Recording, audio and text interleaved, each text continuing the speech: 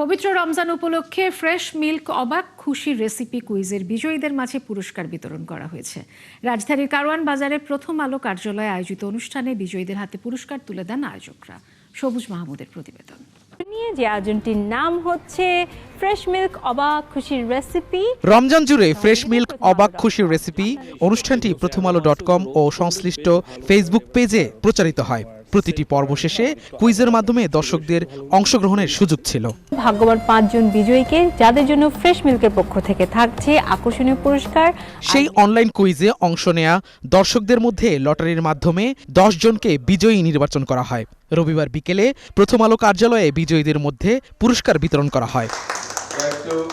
এর মধ্যে 6 জন পেয়েছেন বিশেষ গিফট হ্যাম্পার, 2 জন ইলেকট্রিক ওভেন এবং 2 জন পেয়েছেন ইন্ডাকশন কুকার।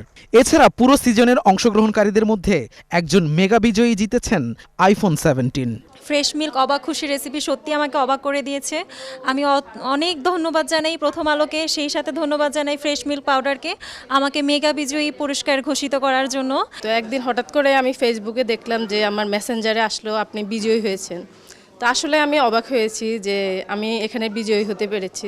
অনুষ্ঠানে মেঘনা গ্রুপ অফ ইন্ডাস্ট্রি ও প্রথম আলোর ঊর্ধ্বতন কর্মকর্তারা উপস্থিত ছিলেন। আমরা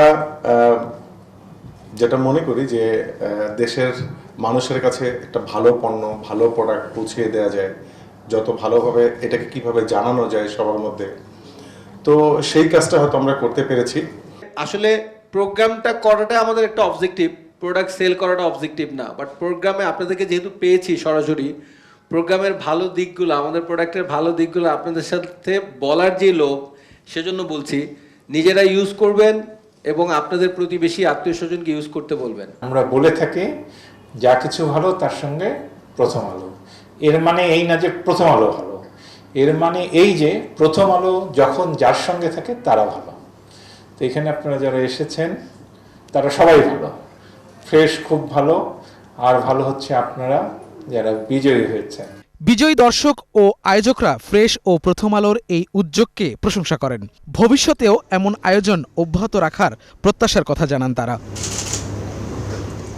সবুজ মাহমুদ, ৭১, ঢাকা।